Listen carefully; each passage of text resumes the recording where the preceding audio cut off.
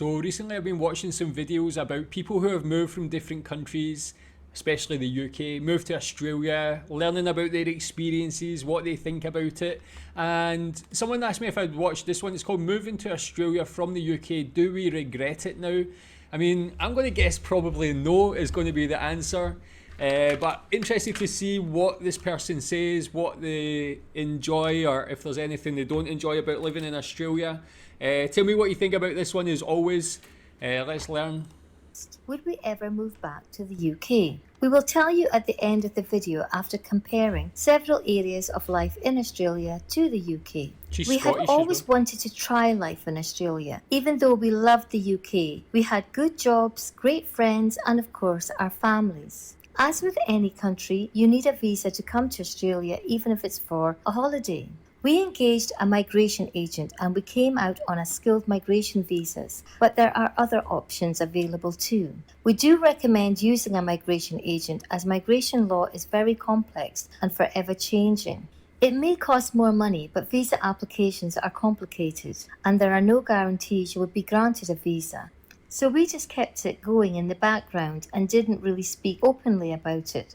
For us, the hardest part about moving to another country was leaving our family and friends. It was a bittersweet moment when we were notified about our visa grant from our agent. As you know, you have to tell your loved ones you are now going to be leaving. When you say goodbye to parents and relatives and friends, it is very, very difficult. Many people have told us that they just couldn't face the fact of living apart from their parents and families, and we totally understand this. Everyone is different, and this is a decision only you can make. But I could not bear to leave my beautiful cat, so we took him with us, and this is a whole other story. Most people thought we were crazy as we had never been to Australia before, and we were taking our cat. We didn't have any jobs or houses to go to, but we thought we could always come back if things didn't work out. Keeping in touch is very easy as we use video calls and social media now. Gone are the days of letter writing and expensive phone calls. We have also had family and friends come to visit us for weeks and months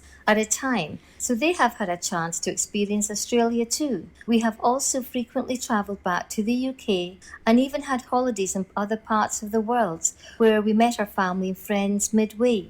The world really is a small place, and technology like cheap video calls has made it even smaller.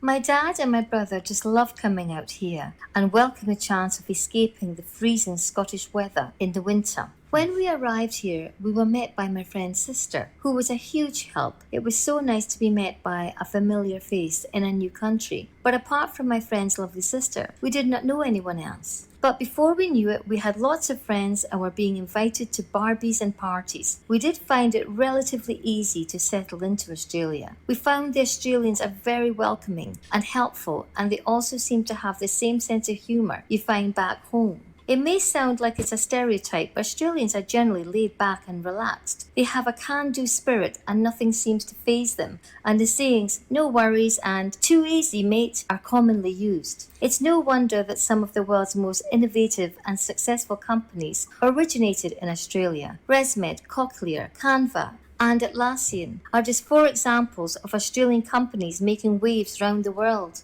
Compared to the UK, which has most of Europe just a few hours flight away, Australia at first glance seems to be far apart from everywhere. But this is not true. Australia is within easy access to New Zealand. We have holidayed there several times, and we love Queenstown, as it is the adventure sports capital of the world, and also a stunning place to visit. In fact, the whole country is breathtaking. Yeah, that's what actually I never really thought about. I was always thinking, like, when I've been watching these videos and people always say that Australia's, relatively remote in terms of being able to travel internationally, but I guess New Zealand isn't so far away, I guess, from like the West Coast and stuff, but is that a place do a lot of Australians go to New Zealand for a holiday and that sort of thing? Is it a place that is easy to access? Have you been? Tell me your experience in that. Yeah, I've never been to New Zealand myself. I've been to Melbourne, of course, but I've always wanted to go to New Zealand as well. It does look like a really beautiful place to do like a road trip and things like that. And also close to Australia, there are the Pacific Islands such as the Cook Islands, Fiji, Vanuatu, New Caledonia, Bali, and more further afield, Thailand and Japan. So, no, we don't feel isolated here. As I mentioned, we came out on a skilled migration visa and had research jobs and lined up interviews before we arrived. Fortunately, we both found jobs within a few weeks. We'd organised ourselves and sent our CVs to several recruitment companies before we left the UK, who pre-arranged interviews for us. There is also a lot of work in tourism, the service industries and hospitality, plus regional fruit picking and farm work for backpackers with the appropriate visas. Also, and this is just our impression on comparing notes with friends back in the UK, our salaries seem to be generally higher here. Is it that easy to get a job for a foreigner? Do you not have to have a job before actually moving there? Or is it easy to say I started applying for jobs from here, would people actually take that seriously in Australia? Like if you mentioned, oh, I want to move to Australia, so on and so on, is it easy to get a job, or like do Australian companies just always prioritise people who are always in or who are already in Australia? I thought like you would have already had to have like a job lined up before you actually go, maybe like a transfer or something like that. Unless I guess it is one of these more tourism-based jobs and things like that. But what about renting or buying a house in Australia? Buying and renting in the major cities is quite expensive. Sydney has some of the highest real estate prices in the world, but the general rule of thumb is the closer you are to the beach or city centre, called the CBD or Central Business District, the higher the prices will be. Sydney's eastern suburbs and Bondi are particularly expensive because they are close to both the beach and the city centre. We lived about 40 kilometres from Sydney centre and in the outer suburbs where we found prices more affordable. The downside is that you need to spend more time travelling to and from work.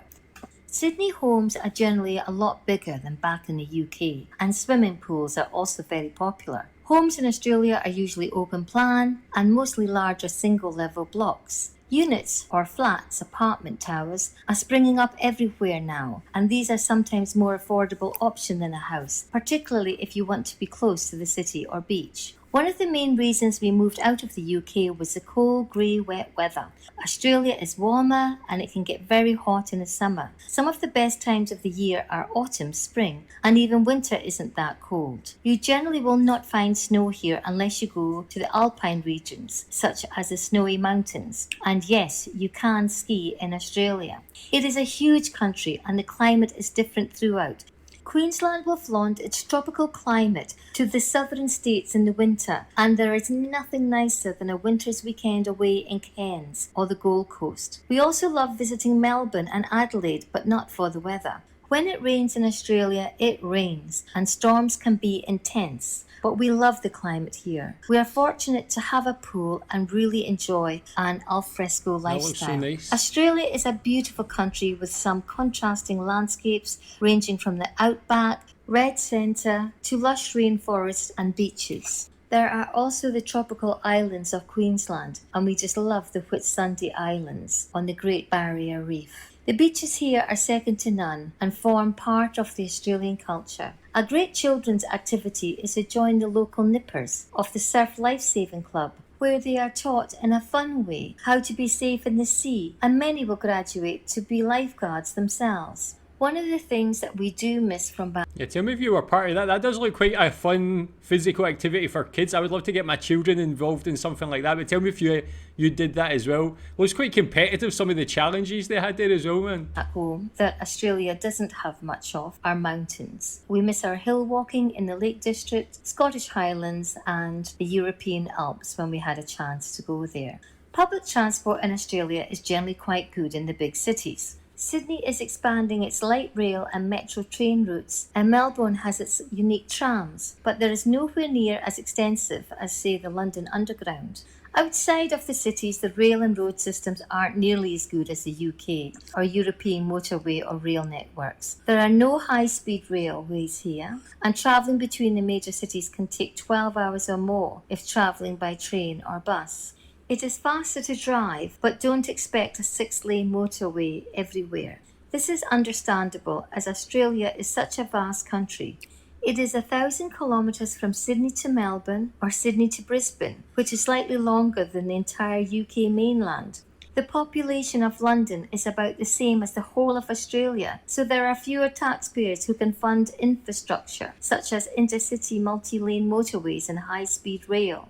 Most people will fly between the major cities. It can take 12 hours to drive between Melbourne and Sydney, or Sydney to Brisbane, and just a few hours if you fly. Rex or Regional Express, Qantas also have some good regional air routes.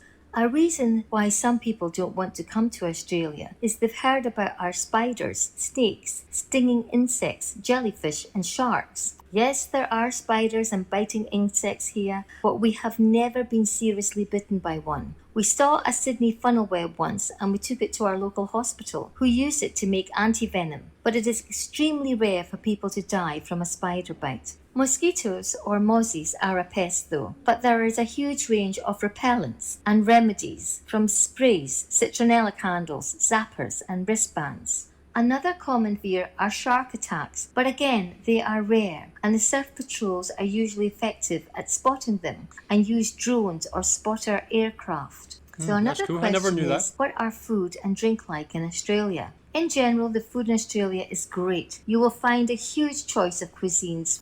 But one thing we have noticed, although the Indian restaurants are great here, for us they are on another level in the UK. As you would expect, there are large supermarket chains here which provide you with all you need, but there is not the choice to say ready-made meals as you find in the UK. When we have a holiday in the UK, we love to get the delicious prepared meals from Marks and Spencer's, as well as find an Indian restaurant. Not surprisingly, wine here is amazing, and you can buy a great bottle of wine just for a few dollars. Clear skins are popular, particularly when there is a glut of wine, and you can pick up a perfectly drinkable, unbranded bottle for just a few dollars. Australian wines are some of the best in the world, so you can be spoilt for choice. We have also noticed that the beer here has improved hugely in the past 10 years. Australia even produces some great whiskies and gins, and of course Bundaberg rum. Australia also has a great coffee culture and is home of the flat white. So on balance, do we prefer life in Australia or the UK? Yes, there are pros and cons to living anywhere, and everyone is different. The hardest part is probably leaving family and friends. But on balance, if you're thinking of coming over to Australia to live, or even just for a holiday, we say give it a go. So even though we miss Marks and Spencer's, ready meals, British Indian restaurants, and my beloved hill walking, for us it was the best decision we have ever made, and we haven't regretted it for a second. Oh. Well, that's a glowing reference, man. She's like very, very happy. Again, like I kind of see some of the things there, like having lived outside of the UK for so long now. Like I feel like the main issue for her was leaving friends and family. I guess I don't have that sort of problem, but life clearly, the more I watch these videos, life is clearly better in Australia. Like every video I watch, I just want to move to Australia more and more. Like so.